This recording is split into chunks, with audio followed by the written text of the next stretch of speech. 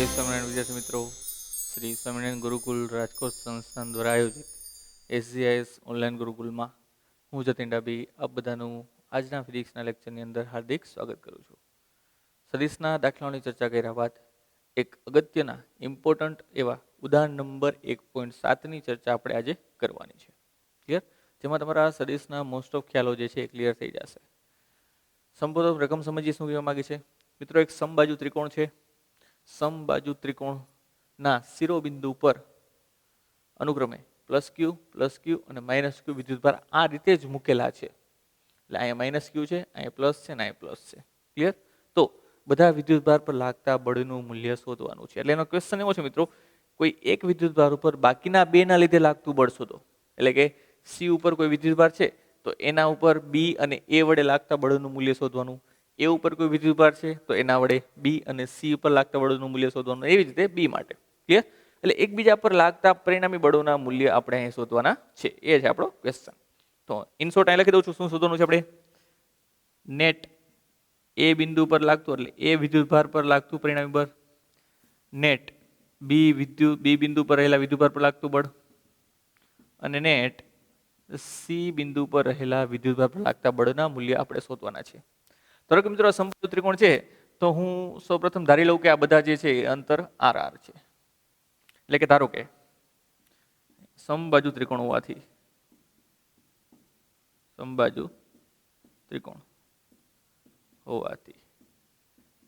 ધારો કે AB BC અને AC એ ત્રણેય કેવા છે? સમાન છે. જેનું મૂલ્ય કોના જેટલું છે? R છે. AB BC AC ત્રણેય સમાન છે. જેનું મૂલ્ય કોના જેટલું છે? R જેટલું છે. ત્યારબાદ ચર્ચા કરીએ મિત્રો બળોની. તો A વડે B ઉપર લાગતું બળ, B વડે C પર લાગતું બળ અને C વડે A પર લાગતા બળ, એ પરસ્પરિક બળો માટે અંતર પણ બધા માટે સમાન છે. ચલો, છેદ સમાન થઈ ગયો. અંશમાં બીજું શું આવે કે Q1 Q2 નો ગુણાકાર. અને તમને કીધું હતું, જો માત્ર મૂલ્યની ચર્ચા કરતા હોય આપણે તો પછી વિદ્યુતભારની ઋણ નિશાની આપણે ગણતા નથી. જ્યારે સદિશની ચર્ચા કરશું ત્યારે જ આપણે ઋણ નિશાની ગણીશું. ક્લિયર? તો હું પહેલા સૌપ્રથમ મૂલ્યની ચર્ચા કરું. તો અહીંયા ધારીશું કે અહીંયા પણ Q જેટલો જ વિદ્યુતભાર છે. તો આ બંને વડે એકબીજા પર લાગતા બળોના મૂલ્યના ગુણાકારની અંદર શું આવશે? Q એટલે Q². આ બંને માટે ઉપર Q એટલે Q². આ બંને માટે Q એટલે કે Q². એટલે બધા જ બળો માટે A વડે B પર લાગતું હોય કે B વડે A પર લાગતું હોય, એ બધા જ બળો માટે, પારસ્પરિક બળો માટે વિદ્યુતભારોના મૂલ્યનો ગુણાકાર એ પણ બધા માટે કેવો છે? સરખો છે. ઇન શોર્ટ, બધા વિદ્યુતભારો એકબીજા પર સમાન મૂલ્યનું બળ લગાડે છે એવું કહી શકાય. ક્લિયર? તો અહીંયા એ પણ લખી દઈએ. અહીંયા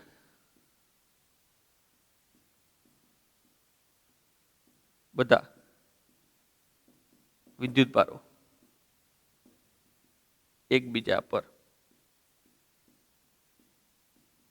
સમાન મૂલ્યના બળો લગાડે છે. કેટલા મૂલ્યના ધારવું હોય તો કે ભાઈ ચલો A થી શરૂઆત કરીએ. પેલા A થી શરૂઆત કરીએ. માટે પેલા A ઉપર B વડે અને A ઉપર C વડે. તો આપણે લખી દઈએ A ઉપર C વડે. ચલો, એના માટે સૂત્ર કે Q1 Q2 એટલે Q ઇન્ટુ Q² છેદમાં R². કે Q1 Q2 એટલે Q ઇન્ટુ Q² છેદમાં R² સમાન. Okay, done. ચલો હવે B ને ઉપાડો. B ઉપર A વડે એટલે કે F ઓફ BA અને B ઉપર C વડે એટલે F ઓફ BC. બંને સમાન. એના માટે પણ સેમ કે Q²/R², કે Q²/R². અને લાસ્ટમાં C ઉપર A વડે અને C પર B વડે સેમ વસ્તુ. C પર A વડે કે Q²/R², અહીંયા માટે પણ કે Q²/R². તો બધા જ માટે બળનું મૂલ્ય સમાન છે. અને ધારો કે બળને હું F ધારી લઉં. શું ધારી લઉં? F. જે કેટલું છે? કે Q²/R². જેને આપણે સમીકરણ નંબર 1 આપી દઈએ. તો હવે તો આપણે જે સદિશનું સરવાળો કરવાનો થશે એ માત્ર દિશા ઉપરથી જ કરવાનો થશે ને, મૂલ્ય તો બધા માટે સમાન છે. અને જે આપણે શું ધાર્યું, આપણે એફ ધાર્યું. શું ધાર્યું મિત્રો? એફ. આપણા માટે ઇમ્પોર્ટન્ટ છે, યાદ રાખીશું. બધા જ બળોના મૂલ્ય તરીકે આપણે શું ધારી લઈએ છીએ? એફ. ચલો સ્ટાર્ટ કરીએ એ બિંદુથી. ચલો એ બિંદુ માટે બિંદુ એ માટે પેલા એ બિંદુથી સ્ટાર્ટ કરીએ. એ બિંદુ પર રહેલા -q વિદ્યુતભાર પર લાગતું પરિણામી બળ આપણે શોધવાનું છે. તો એના પર લાગતું પરિણામી બળ F of A is equal two આવું લખી શકાય ને કે બી વડે એ પર લાગતું બળ વત્તા સી વડે એ ઉપર લાગતું બળ.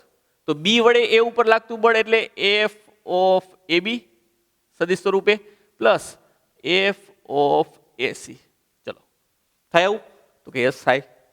દિશાની ચર્ચા કરી લઈએ.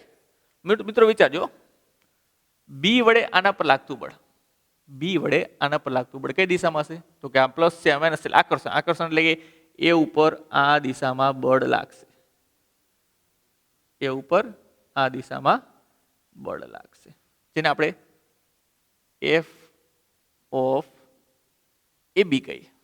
એવી જ રીતે સી વડે આના પર લાગતું બળ એ પણ આકર્ષણ પ્રકારનું હશે, એટલે કે આ દિશામાં હશે, સમાન મૂલ્યનું એફ ઓફ એસી. તો પરિણામી શોધવું હોય તો શું કરી શકો? પરિણામી એફ એ શોધવું છે તો શું કરી શકો? તો એના માટે આપણે સમાંતર બાજુ ચતુષ્કોણનો નિયમ વાપરીએ. એટલે કે આને સમાંતર અહીંયા એટલા જ મૂલ્યની લાઈન દોરીએ અને આને સમાંતર એટલા જ મૂલ્યની લાઈન અહીંયા પણ દોરીએ.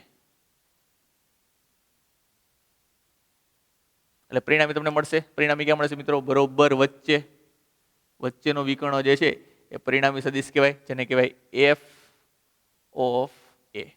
જે કોના સરવાળાથી મળેલું છે? એફ ઓફ એ બી અને F of A C. Generally આપણે આવું ઉપયોગ કરતા હોય, આ કોઈ સદિશ એ છે, આ બીજો કોઈ સદિશ બી છે, તો સમાંતર બાજુ ચતુષ્કોણ દોરો તો ટીચુક ટીચુક ટીચુક, આને સમાંતર એટલે જ મૂલ્યનો, આને સમાંતર એટલા જ મૂલ્યનો. તો વચ્ચેનો વિકર્ણ જે છે મિત્રો, વચ્ચેનો વિકર્ણ એ સરવાળો દર્શાવે, રિઝલ્ટ દર્શાવે, એટલે કે સદિશ એ પ્લસ બી દર્શાવે. ક્લિયર? તો એવી રીતે મિત્રો બે સદિશ અહીંયા આવી રીતે આપેલા છે, તો એનું પરિણામ બરોબર વચ્ચેથી નીકળે. યસ. ચલો આવું થશે. તો અહીંયા એફ ઓફ એ નું મૂલ્ય આપણે શોધવું છે. દિશા તો આપણે આને કોઈ પણ મેઝરમેન્ટ કરી દીધું. ધારો કે આની દિશા જે છે એન કેરેટની દિશામાં છે, આપણે માની લઈએ. તો અત્યારે ખાલી આપણે મૂલ્ય શોધવું છે. તો મૂલ્ય શોધવા માટે આપણે સમાંતર બાજુ ચતુષ્કોણના નિયમનો ઉપયોગ કરીએ. તો આકૃતિની ભૂમિતિ પરથી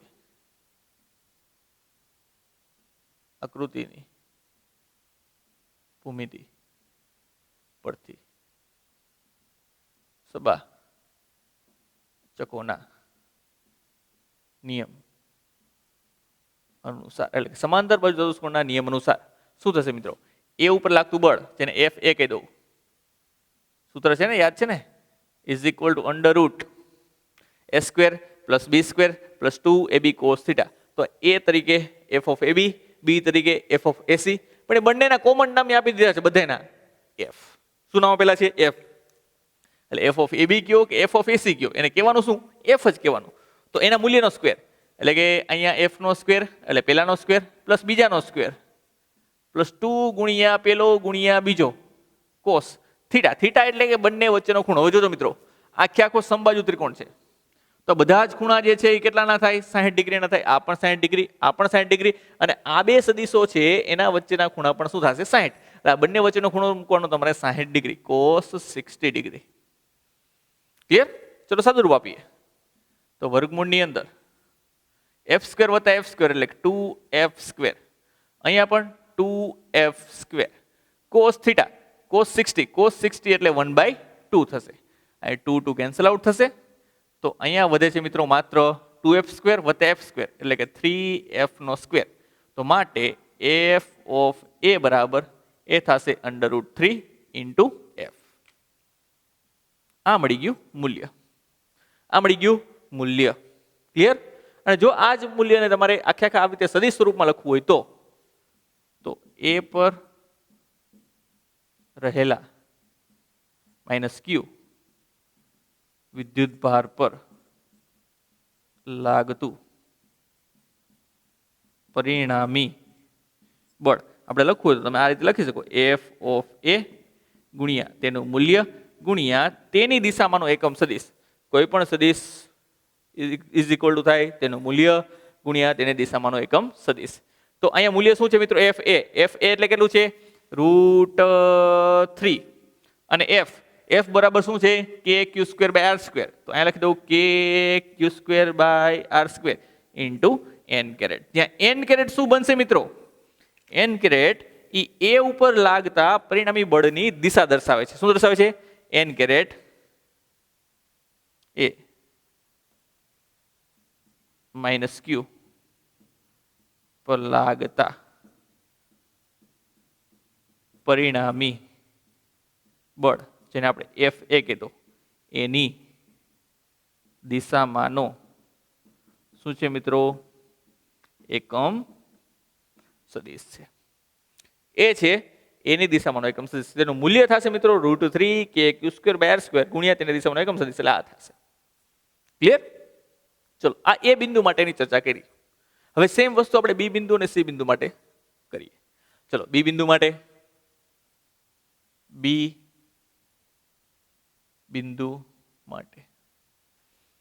ચલો, બી બિંદુ માટે કેટલા બળો લાગશે? તો બી બિંદુ પર એ વડે લાગતું બળ અને સી વડે લાગતું બળ. ચલો, એ વડે લાગતું બળ કઈ બાજુ હશે?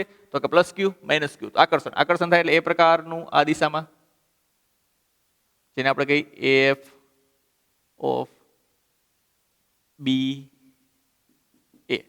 ચલો, સી વડે લાગતું બળ તો કે આ પ્લસ, આ પણ પ્લસ. તો સી વડે આના પર લાગતું બળ અપાકર્ષી હોય એટલે આ બાજુ હોય એટલા જ મૂલ્યનું. એટલે આ થશે મિત્રો F of B C. Clear?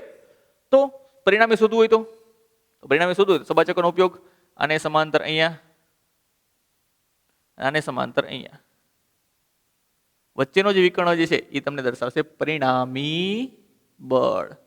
કોના પર લાગતું? તો કે બી બિંદુ પર રહેલા વિદ્યુતભાર પર લાગતું પરિણામી બળ, જેને આપણે દર્શાવી એફ ઓફ બી.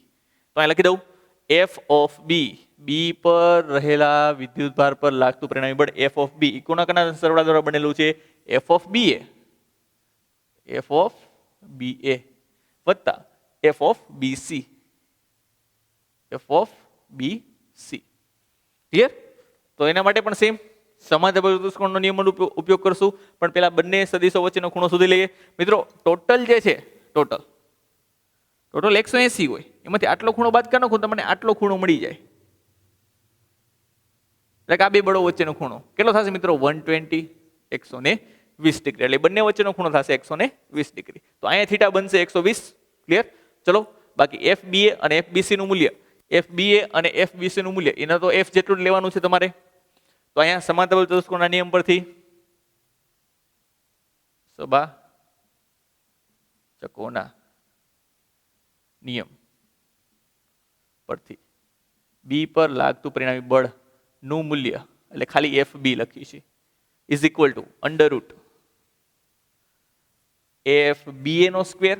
પણ એફ બી એ બરાબર એફ લખી દઉં તો અહીંયા આવશે એફ નો સ્ક્વેર પ્લસ એફ બીસી નો સ્ક્વેર, એના બરાબર પણ એફ લખી દઉં તો એનો પણ એફ નો સ્ક્વેર ગુણ્યા 2f into F cos theta બનશે અહીંયા 20, એટલે અહીંયા આવશે 120. ચલો, કોસ 120 કદાચ ભૂલાઈ ગયો તો મિત્રો યાદ કરી દો. તમે કોસ 120 છે, કોસ 120 બરાબર આવું લખી શકો, કોસ 90 પ્લસ 30 થાય કે નહીં? 90 છે એટલે વિધેય બદલાય તો કોસ નું થશે સાઇન 30. 90 પ્લસ એટલે બીજું ચરણ, બીજા ચરણમાં કોસ હોય માઇનસ, તો સાઇન 30 એની વેલ્યુ થશે 1/2. તો કોસ 120 ડિગ્રીની વેલ્યુ તમારી થશે -1/2. તો અહીંયા લખીશું આપણે -1/2. બાકીનો સાદુરૂપ આપીએ મિત્રો.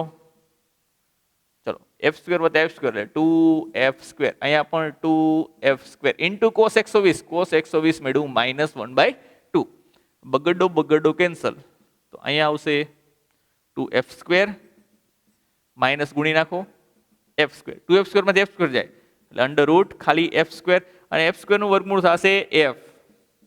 એટલે બી બિંદુ પર રહેલા વિદ્યુતભાર પર લાગતા બળનું મૂલ્ય ખાલી થશે f. એટલે કે q²/r². પણ જો સદિશ સ્વરૂપે લખવું હોય તો, એટલે કે આ જ વસ્તુ જો સદિશ સ્વરૂપે લખવી હોય તો સદિશ સ્વરૂપે, ચલો આની જેમ જ લખવાનું છે મિત્રો, આની જેમ જ તે. તો F of B is equal to તેનું મૂલ્ય ગુણ્યા તેની દિશામાંનો એકમ સદિશ. હવે જોજો મિત્રો ખાસ, એફ ઓફ બી જે છે ને, એફ ઓફ બી એ આ બાજુને સમાંતર હોય, આ બાજુને સમાંતર, કારણ કે સમબાજુ ત્રિકોણ છે ને મિત્રો, તો આ બંને એકબીજાને સમાંતર હોય. ક્લિયર? તો હું આ બળની દિશા સી એ રેખાની દિશામાં દર્શાવું છું, સી થી એ રેખાની દિશામાં. તો અહીંયા એકમ સદિશ જે છે મિત્રો, એવી રીતે મૂકી સી એ કેરેટ, અથવા તો આર કેરેટ લખે. કોણ? સી થી એ સુધીનું અંતર શું છે? સી થી એ સુધીનું આર, પણ આર કેરેટ. પણ આર કેરેટ સ્પેસિફિકલી કઈ દિશામાં? તો કે સી થી એ તરફની દિશામાં, સી થી એ તરફની દિશામાં. તો અહીં લખી દઉં સી એ કેરેટ. ક્લિયર? અથવા આવું પણ લખીએ, ચલો આમ ન લખવું હોય ડાયરેક્ટલી, એવું પણ લખીએ R of C A caret, R caret of C A. એટલે અંતરની દિશામાં, આરની જ દિશામાં, પણ સી થી લઈને એ તરફ, સી થી લઈને એ તરફ, કારણ કે આ બંને જે છે એકબીજાને કેવા હશે? સમાંતર હશે. ક્લિયર? ચલો વાત કરીએ આગળ. તો એફ બી નું મૂલ્ય, એફ બી નું મૂલ્ય છે એફ જગ્યાએ લખી શકું આપણે કે Q square by R square, કે Q square by R square into R caret of C A. આ મળી ગયું બી બિંદુ પર રહેલા પ્લસ ક્યુ બિંદુ પર લાગતા બળનું મૂલ્ય. ક્લિયર? અને આ જ રીતે મિત્રો સી બિંદુ માટે શોધીશું. ચલો સેમ ક્વેશ્ચન સી બિંદુ માટે.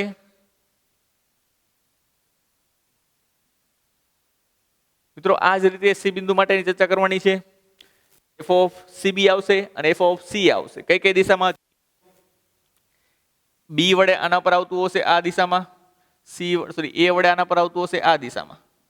એટલે આ ગણાશે મિત્રો એફ ઓફ સી એ, આ ગણાશે એફ ઓફ સીબી, અને પરિણામી મળશે તમને અહીંયા ક્યાંક.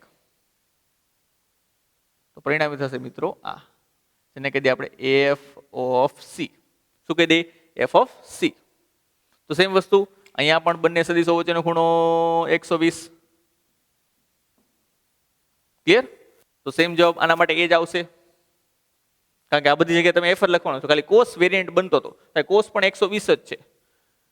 તો એનો જવાબ પણ આ જ આવશે. તો સી બિંદુ પર લાગતા બળનું મૂલ્ય એફ ઓફ સી એ પણ કેટલું થશે? એફ જ થશે. અને જો આને તમારે સદિશ સ્વરૂપે રજૂ કરવું હોય, સદિશ સ્વરૂપે, તો F of she is equal to તેનું મૂલ્ય ગુણ્યા તેની દિશામાં એક મિત્રો, આની દિશા હું આને સમાંતર દર્શાવીશ, એટલે બી થી એ તરફની દિશામાં, કારણ કે આ બંને જે છે એકબીજાને સમાંતર હશે. તો આ લખી દઈએ આપણે આર કેરેટ ઓફ બી એ, અને એફ સી નું મૂલ્ય છે એફ. એફ ની જગ્યાએ લખી શકો તમે કે Q square by R square, R caret B A. આ છે મિત્રો ત્રણેય વિદ્યુત ભારો પર એકબીજા વિદ્યુત ભાર વડે લાગતા બળની દિશા. ચલો સરળતા ખાતર લખવું હોય કે ભાઈ આર કેરેટ શું છે, તો લખી દઈ સદિશ એફ બી ની દિશામાંનો એકમ સદિશ. એવી રીતે આર કેરેટ બી એ શું છે મિત્રો, તો એ છે સદિશ એફ સી ની દિશામાંનો